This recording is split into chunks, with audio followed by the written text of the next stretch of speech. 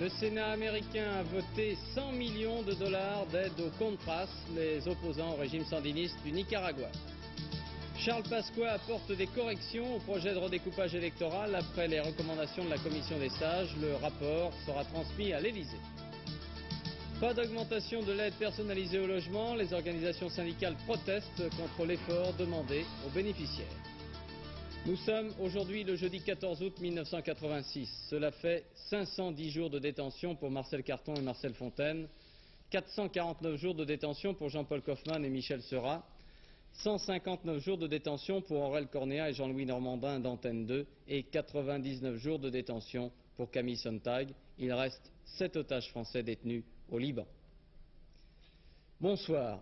La route, premier facteur d'insécurité, la route qui fabrique des assassins, la route qui tue plus de 10 000 personnes chaque année en France et qui laisse handicapés des centaines de milliers d'autres. C'est presque banal, je le sais bien, mais nous avons décidé, alors que s'annonce pour beaucoup d'entre vous l'heure des retours de vacances ou de départ en vacances, de rappeler ces évidences et de vous montrer, avec Pierre Ly et Noël Alexandre, une journée ordinaire d'un SAMU, une journée sanglante dans la région de Chalon-sur-Saône. Une matinée ensoleillée sur la Nationale 6 au sud de Châlons. Après une nuit de route, une voiture s'est arrêtée. Le passager est sorti prendre un café. Il a traversé la ligne droite sans réaliser qu'elle incitait les conducteurs à la vitesse. Ses vacances ont basculé sur un pare-brise. Relevé quelques minutes après par le SAMU, le blessé est transporté à Châlons. Premier bilan, fracture de la jambe, traumatisme crânien. Il sera évacué sur Dijon. On note aussi un taux d'alcool approchant 2 grammes qui ont pesé lourd. Jusqu'au soir, pas d'accident grave sur la route alentour. Mais le SAMU et les pompiers n'arrêtent pas. Visage fendu par une tronçonneuse, intoxication, piqûre de frelon, tentative de suicide, malaise d'hiver. À 19 h, c'est sur l'autoroute qu'a lieu l'accident. Le SAMU part en trombe, rejoint les pompiers, passe sous l'autoroute afin de pouvoir remonter de l'autre côté par la bande d'arrêt d'urgence. Fort heureusement, il n'y a qu'une moto pour l'encombrer. Une R5 s'est retournée sur le toit. De l'autre côté, un semi-remorque, son pneu a éclaté. On devine, l'embardée du poids lourd a gêné la conductrice de la R5. Seule au volant, elle a été sauvée par sa ceinture de sécurité. Des plaies superficielles, sans gravité. 2 heures après, elle pourra quitter le SAMU. J'étais en train de doubler un camion et j'ai entendu une explosion sur le côté. C'était le pneu du camion qui éclatait. Alors j'ai gardé la route et puis j'ai vu que le camion se rabattait sur moi et j'ai voulu l'éviter, j'ai perdu le contrôle de ma voiture, j'ai fait un tête à queue sur la... et je me suis retournée sur la glissière. Et vous aviez votre ceinture? Ah, j'avais ma ceinture, oui. Oui, ça d'ailleurs, heureusement. Qu'est-ce qui vous a tiré de votre voiture? Je me suis tirée toute seule parce que j'ai pas perdu connaissance et je suis sortie par les fenêtres. Peu avant minuit, on annonce une voiture en feu sur la route de Paris. Là encore, de la tôle froissée, plus de peur que de mal. Les pompiers ont déjà maîtrisé l'incendie. L'accident devient spectacle pour petits et grands, presque une fête, pour les plus éméchés du samedi soir. Le drame a lieu au même moment, en rase campagne. Au débouché d'une route forestière toute droite, une voiture a raté son virage. Elle est sur le toit, dans l'herbe, comme ses passagers, éjectés. Pas de ceinture de sécurité. C'est la mort à 20 ans, immédiate pour la jeune fille, fracture du crâne. Avec quelques heures de sursis pour son compagnon, pas de grosses blessures visibles, mais des lésions internes irréparables. Sa vie ne tient même plus à un souffle. Le savoir et les efforts des sauveteurs seront vains. Pour le médecin, le plus dur reste à faire au bout d'une journée de travail, répondre aux questions des parents. Beyrouth, Liban, on pourrait dire rien de neuf si ce n'est un nouvel attentat dramatique commis à l'aide d'une voiture piégée. Comme d'habitude, la voiture était stationnée dans une rue d'un quartier très fréquenté, c'était dans le secteur chrétien, à la sortie nord de la capitale libanaise. L'explosion a provoqué la mort de 20 personnes et d'une centaine de blessés. Commentaire Bruno Albin. Le scénario est immuable. Le mobile est aujourd'hui peut-être différent. Pour la 9e fois depuis le début de l'année, une voiture explose à Beyrouth, aujourd'hui dans le quartier chrétien, devant une terrasse de café. Jusqu'à présent, selon que la bombe explosait à l'est ou à l'ouest, on attribuait l'attentat aux musulmans ou aux chrétiens. Aujourd'hui, beaucoup pensent qu'il peut s'agir d'un épisode de la lutte qui oppose 2 factions à l'intérieur même du camp chrétien, déchiré quant à l'attitude à maintenir vis-à-vis de la Syrie. La Syrie dont les principaux responsables ont désormais abandonné le président libanais. Amin Gemayel ne présidait plus que le réduit chrétien du Nord-Liban et qu'une partie de Beyrouth, ce quartier où 20 personnes sont encore mortes ce matin. Un camp des casques bleus de la force intérimaire des Nations Unies au Liban, la FINUL, a été la cible de roquettes dans le port de Tyr, au sud du pays. Pas de victimes, mais la tension reste grande, notamment au sein du contingent français. Le secrétaire général de l'ONU a exprimé ses regrets après les affrontements entre soldats français et miliciens Hamal. Les autorités américaines ont rendu hommage aux soldats français, comme le fit hier le président Mitterrand. La force des Nations Unies reste en place au Liban, mais son rôle de force de paix est de plus en plus difficile. Commentaire Patricia Coste. Interdiction absolue de circuler dans la région, telles sont les consignes pour les soldats français de la FINUL qui n'ont toujours pas quitté leur poste depuis les attaques des chiites dans la nuit de lundi à mardi. La tension demeure extrêmement vive. Pour preuve, sur une des collines surplombant une position française, des miliciens ont été aperçus en train d'installer une pièce de mortier. Et ce matin, à Tyr, un bâtiment français a été attaqué au lance-roquettes. Peut-on alors considérer que les Français sont actuellement encerclés par les miliciens chiites qui n'ont toujours pas baissé les armes? Non, assurent les responsables du mouvement Hamal. La preuve, ce sont nos hommes qui ravitaillent un des postes français que n'ont pas pu atteindre des convois de la FINUL. En fait, Hamal fait l'impossible pour empêcher des éléments plus intégristes d'exploiter les derniers incidents. Ce drapeau noir qui flotte sur la région est celui des Fous de Dieu, dont l'un des représentants vient de demander le départ de tous les soldats de la FINUL. Une conciliation entre les deux groupes chiites rivaux est en cours actuellement à Marrakech, dans le village où les familles dont les membres ont été tués par les Français crient vengeance. Un haut dignitaire religieux, Cheikh Kabalan, est venu spécialement de Beyrouth pour tenter en ce moment de calmer les esprits. À l'état-major de la FINUL, toutes les mesures sont prises pour venir en aide aux Français au cas où, et cela en liaison avec le secrétaire adjoint de l'ONU. La France nous a demandé de faire tout possible pour prévenir que tel incident se répète. Nous sommes en train de faire ça avec la coopération des leaders politiques au sud du Liban. Et le général Hagloun, qui est le commandant de la FINUL, a des bonnes relations avec le chef, avec le président du Liban, et également avec les chefs locaux là-bas au sud du Liban. Et c'est ainsi qu'on peut contrôler, qu'on peut prévenir la répétition de tels incidents. Les chiites d'Hamal se sont personnellement engagés à rétablir le calme. Leur succès sera la preuve de leur contrôle sur la région. Le gouvernement israélien a entériné l'accord avec l'Égypte sur le territoire frontalier de Taba. Taba, c'est une petite bande, une bande de 700 mètres en bordure de la mer Rouge, restée sous contrôle israélien après la restitution du Sinaï à l'Égypte en 1982. Selon le Premier ministre israélien, ce différend frontalier maintenant résolu pourrait permettre une rencontre entre lui-même, Shimon Peres, et le président égyptien Hosni Moubarak.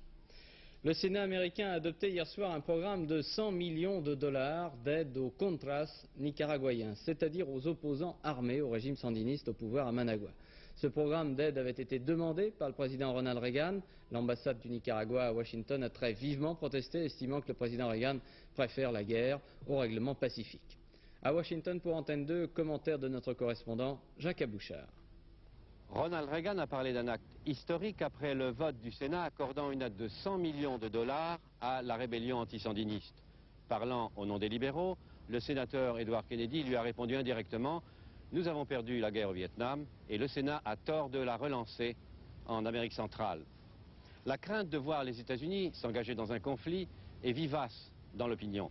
D'ailleurs, pour le Nicaragua comme pour l'Afrique du Sud, Ronald Reagan est à contre-courant d'une majorité de ses concitoyens. Sondage après sondage, ils disent non à une aide militaire aux Contras et oui à des sanctions économiques contre Pretoria.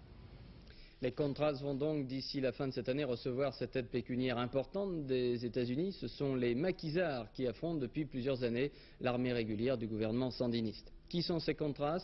Explication de Jean-Marc Ilouz. Voici les Contras. Pour le gouvernement du Nicaragua, ce sont des contre-révolutionnaires. Pour Washington, des combattants de la liberté. 15 000 hommes au plus qui depuis 5 ans ont pris le maquis, déçus par la dérive marxiste du mouvement sandiniste, ce mouvement national et populaire qui en 1979 avait libéré le Nicaragua de la dictature sanglante de Somoza. Mais voilà, en dépit d'un anticommunisme de bon ton et de l'aide sonnante et trébuchante de la CIA, les Contras ont eu bien du mal à enfin obtenir la bénédiction du Congrès. Bataille de chefs incessante, parfois même trafic de drogue, et surtout, jamais, ni du Costa Rica au sud, ni principalement du Honduras au nord, les Contras n'ont réussi à dépasser les opérations de sabotage pour occuper durablement une partie du Nicaragua. Par manque de moyens financiers, disaient leurs amis à Washington, la qualité de l'entraînement reçu dans les cantonnements des forces américaines déployées au Honduras voisin n'y est pour rien.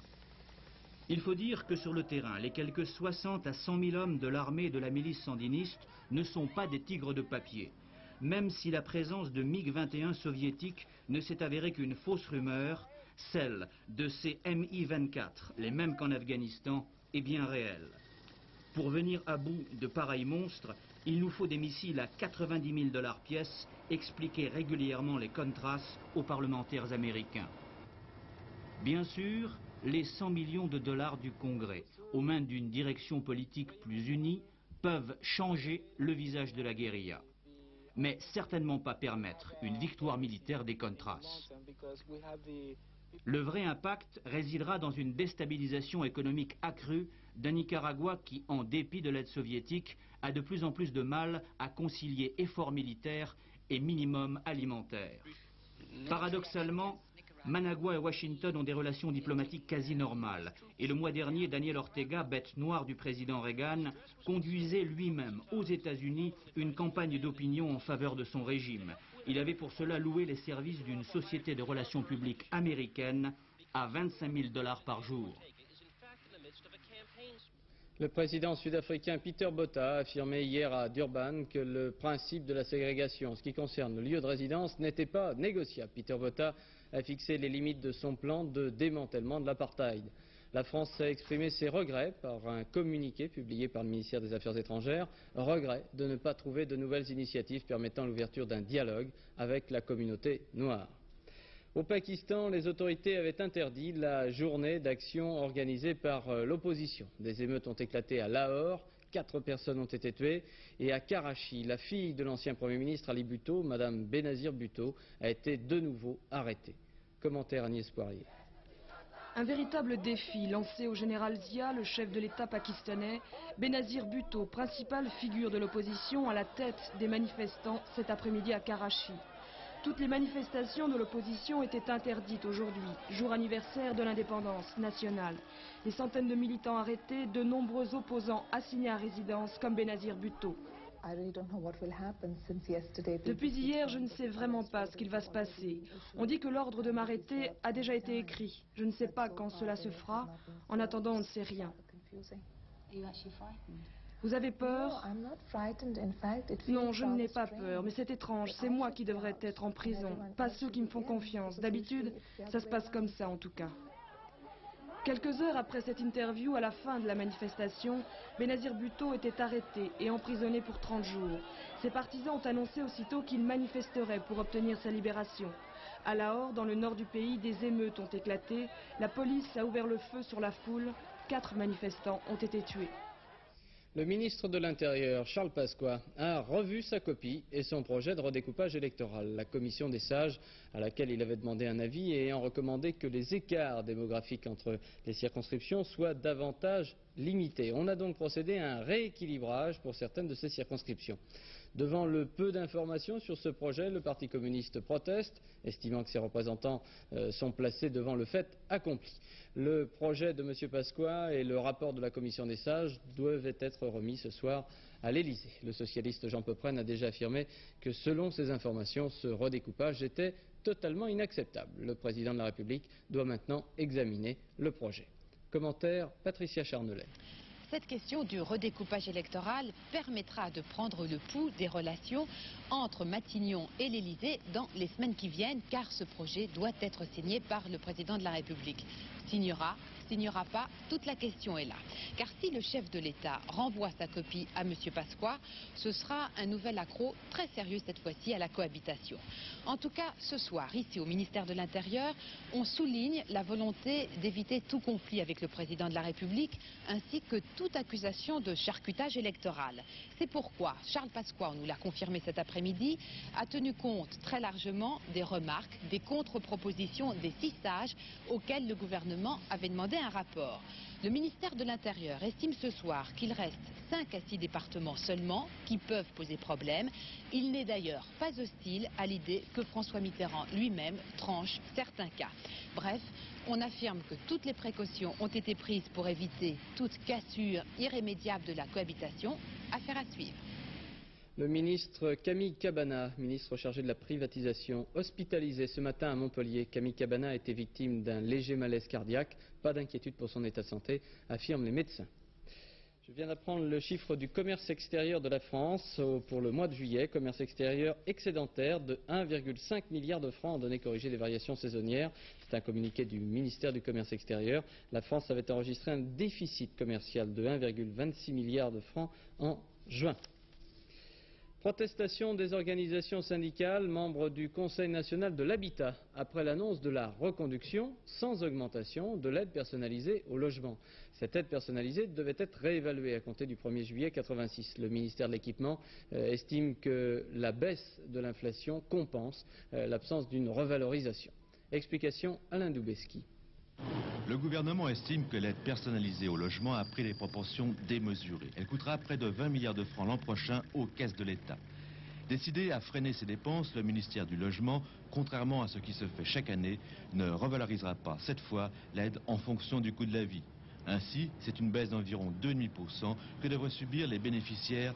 1 600 000 personnes sont concernées. Les syndicats de salariés, membres du conseil d'administration de la caisse d'allocation familiale, se sont prononcés contre cette décision, le CNPF s'étant abstenu.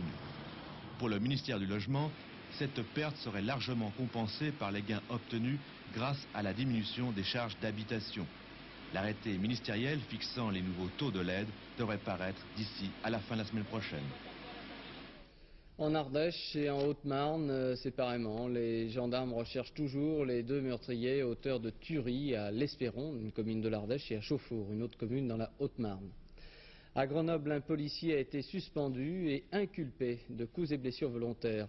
La bavure s'est déroulée dans la nuit du 1er au 2 août à l'hôtel de police de Grenoble. Un homme de 59 ans a été violemment battu. Il est hospitalisé depuis 2 semaines. Sport, cyclisme, la course classique se dispute en ce moment aux États-Unis. Greg LeMond, le vainqueur du Tour de France, est bien placé pour remporter cette épreuve à laquelle participe Bernard Hinault. Et bonne surprise pour le sport cycliste, les spectateurs américains sont très nombreux. Commentaire Pierre Fadenreich. L'Américain Greg LeMond, vainqueur du dernier Tour de France, remporte la 5e étape de la course classique en devançant au sprint Cum, Shapiro et Finet. Engagé sur les routes du Nevada sur un parcours accidenté par une forte chaleur, la course fut constamment animée. Peu après le départ, 3 coureurs semblent s'échapper, le français Bago, l'allemand Ils et le néerlandais Talen. Derrière, le peloton des favoris conduit par LeMond, Hinault et le surprenant Cornier qui confirme ses bonnes dispositions, suit de très près. LeMond, incisif, décide alors d'attaquer. Et c'est dans la longue descente vers Carson City qu'il rejoint les fuyards. Il file vers une facile victoire qui lui permet de prendre la 6e place du classement général. Un grand saut collectif de parachutistes. C'est aux États-Unis la réalisation d'un record dans le ciel. 120 parachutistes qui se donnent la main pour former une étoile multicolore. Les images et la recette d'un tel saut collectif, Marc Maisonneuve. Leur compte est le bon. 120 parachutistes pour un record du monde. Affirme que toutes les précautions ont été prises pour éviter toute cassure irrémédiable de la cohabitation.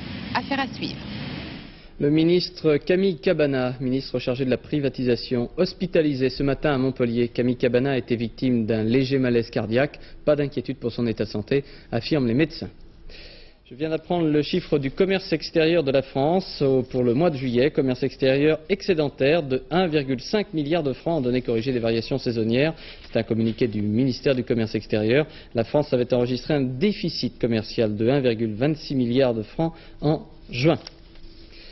Protestation des organisations syndicales membres du Conseil national de l'habitat après l'annonce de la reconduction sans augmentation de l'aide personnalisée au logement. Cette aide personnalisée devait être réévaluée à compter du 1er juillet 1986. Le ministère de l'Équipement estime que la baisse de l'inflation compense l'absence d'une revalorisation. Explication Alain Doubeski. Le gouvernement estime que l'aide personnalisée au logement a pris des proportions démesurées. Elle coûtera près de 20 milliards de francs l'an prochain aux caisses de l'État.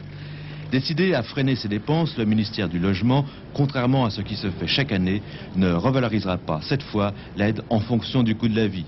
Ainsi, c'est une baisse d'environ 2,5% que devraient subir les bénéficiaires. 1 600 000 personnes sont concernées. Les syndicats de salariés, membres du conseil d'administration de la caisse d'allocation familiale, se sont prononcés contre cette décision, le CNPF s'étant abstenu. Pour le ministère du Logement, cette perte serait largement compensée par les gains obtenus grâce à la diminution des charges d'habitation. L'arrêté ministériel fixant les nouveaux taux de l'aide devrait paraître d'ici à la fin de la semaine prochaine. En Ardèche et en Haute-Marne, séparément, les gendarmes recherchent toujours les deux meurtriers auteurs de tueries à l'Espéron, une commune de l'Ardèche, et à Chauffour, une autre commune dans la Haute-Marne. À Grenoble, un policier a été suspendu et inculpé de coups et blessures volontaires. La bavure s'est déroulée dans la nuit du 1er au 2 août à l'hôtel de police de Grenoble.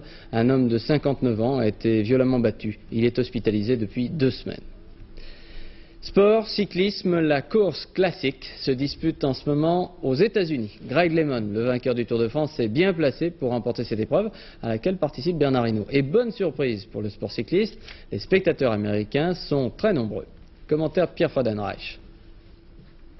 L'Américain Greg LeMond, vainqueur du dernier Tour de France, remporte la 5e étape de la course classique en devançant au sprint Cum, Shapiro et Finet.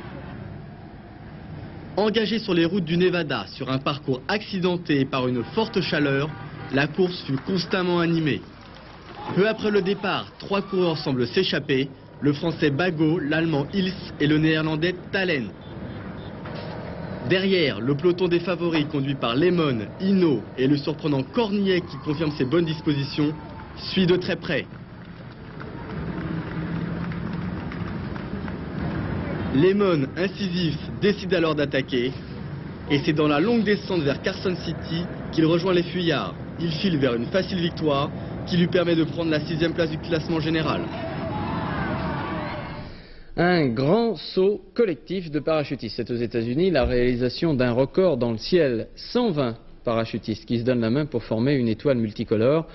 Les images et la recette d'un tel saut collectif, Marc Maisonneuve. Leur compte est le bon, 120 parachutistes pour un record du monde, celui du vol relatif en étoile. C'est haut, mais le sol se rapproche dangereusement vite. Le problème, c'est de réaliser très vite un exploit sportif. Et à ce niveau-là, il faut faire en moins d'une minute, 60 secondes, réunir une centaine de parachutistes accrochés stables les uns aux autres. Quelle vitesse on descend? On descend à 180 à l'heure, un peu plus dans les hautes altitudes, vers 4000 mètres, 5000 mètres, comme c'est le cas ici au départ. Il faut former une couronne parfaite, avec un centre stable, et 4 équipes ici de 30 parachutistes en chute libre avant même d'ouvrir le parachute. Ils ouvriront leur parachute entre 1200 et 1500 et 1000 mètres du sol.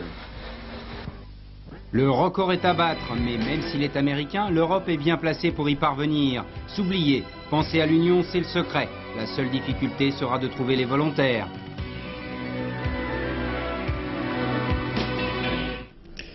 On dit de moins en moins faire une cure, on dit de plus en plus remettre en forme. Il y a 135 établissements thermaux en France. Cela représente un chiffre d'affaires d'environ plus de 4 milliards de francs. Mais le thermalisme recherche une nouvelle image, ainsi Vichy, avec le premier reportage en Auvergne de Jean-Jacques Dufour et Bruno Carrette. Vichy qui veut retrouver sa splendeur passée. À Vichy, il y a de la rumba dans l'air, pépère. D'ailleurs, les parcs, rayés d'ombre et de lumière, ont des relents d'avant-guerre. Certains nostalgiques cherchent peut-être des morceaux d'hier. Valérie Larbaud, qui naquit à Vichy et dont les parents étaient propriétaires de la source Saint-Thior, a écrit un jour « Toutes les liaisons commencent dans le champagne et finissent dans la camomille ». C'est peut-être ce qui est arrivé aux stations thermales dont le faste n'a pas survécu à la chute de l'empire colonial. Mila Parelli, qui joua notamment dans La Belle et la Bête de Cocteau, n'en reste pas moins amoureuse de cette ville, jadis capitale musicale. Je parle avec amour de cette ville parce que je l'aime depuis si longtemps. Et je suis tombée amoureuse de petits kiosques à musique où il y avait des concerts extraordinaires. Et je voudrais bien qu'on remette plein de concerts dans ce petit kiosque tous les jours, comme il y avait avant. Mais vous vous rendez compte le coût d'un orchestre maintenant? Même Nabucco a l'air effrayé devant ce constat. Cela dit, la ville de Vichy a bien compris qu'il fallait jouer la carte culturelle pour attirer la clientèle. Alors, pendant la saison, le Grand Casino a présenté toute une série de spectacles.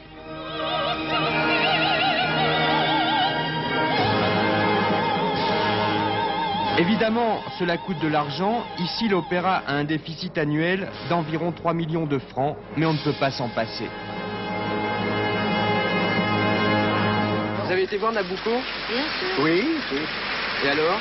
Oh, moi, j'ai préféré en chanter, parce qu'en tant que musicien, vous savez, c'est la partie de Verdi la moins intéressante de son œuvre. J'aurais préféré qu'on joue Falstaff, ou j'aurais préféré qu'on joue Othello. Mais donc, pour vous, en vacances, avoir une activité culturelle, c'est essentiel? Ah, ben c'est indispensable, à mon avis, oui. Ou alors sportive. Mais comme je suis âgé, le sport, ce n'est pas tout à fait mon rayon.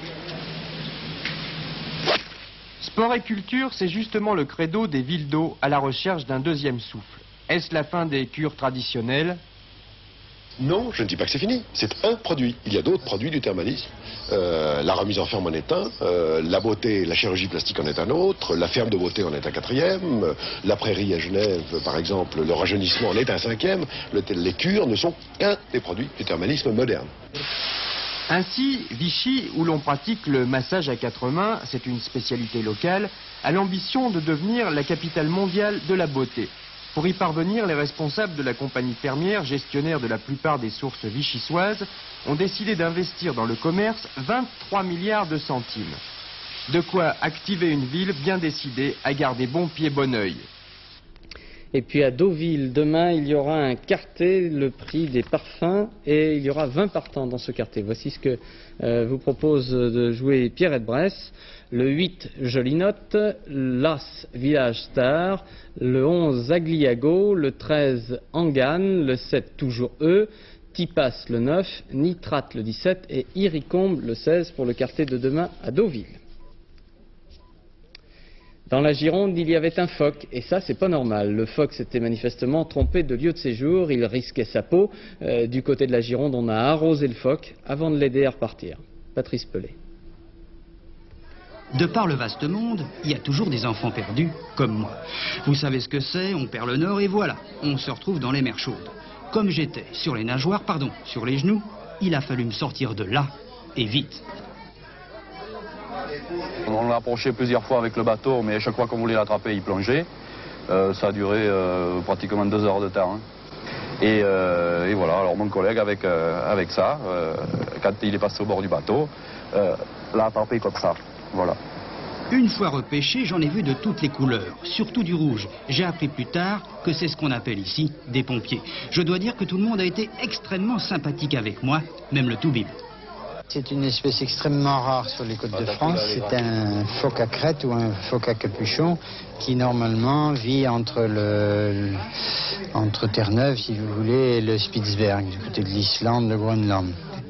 On m'a fait 1 ou 2 piqûres pour activer mon petit cœur. Ah oui, j'ai oublié de vous dire, je suis presque un nouveau-né. Ma maman a disparu, mais j'ai trouvé pour la remplacer tout un tas de copains. La responsabilité de se relayer toute la nuit et éventuellement demain, si le corps est toujours là, pour assurer la permanence.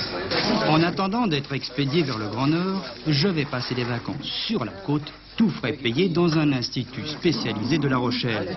Je suis content, bien sûr, mais tout de même, rien ne remplacera jamais, pour un petit phoque comme moi, la douceur d'un iceberg bien froid.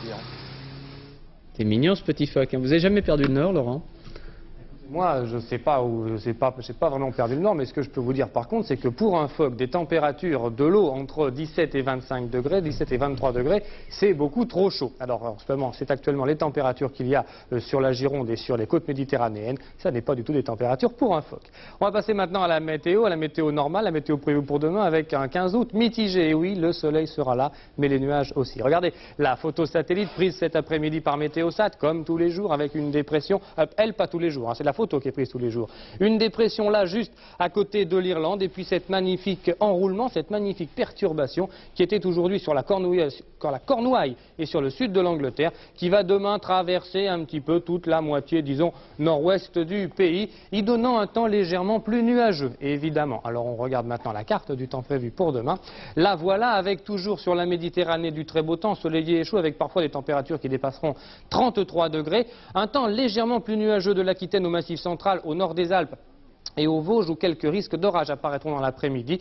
Un temps encore plus nuageux sur le bassin parisien, sur les Pays de la Loire, sur la Bretagne, sur la Normandie, sur la Picardie, sur le Nord-Pas-de-Calais, sur la région Champagne-Ardenne. Là, dans le nord, il risque d'y avoir quelques petites pluies. Voilà pour le temps de demain. Les températures, elles sont en légère baisse sur la moitié nord, en légère hausse sur la moitié sud.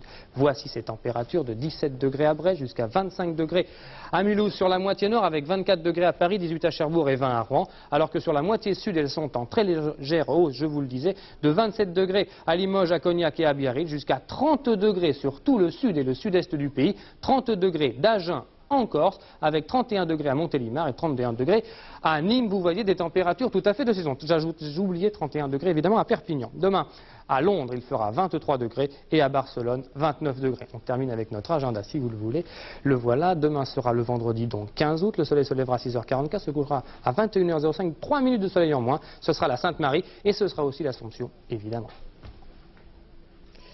Le dernier journal d'antenne de Staff, 22h55, avec Philippe Arroir qui recevra Serge Halimi pour son livre À l'américaine. Et puis tiercé de gala pour les jours à venir sur Antenne 2 dans cette édition de 20h. Philippe Arroir demain, Paul Lefebvre samedi et dimanche et Bernard Rapp lundi. Bonsoir, merci.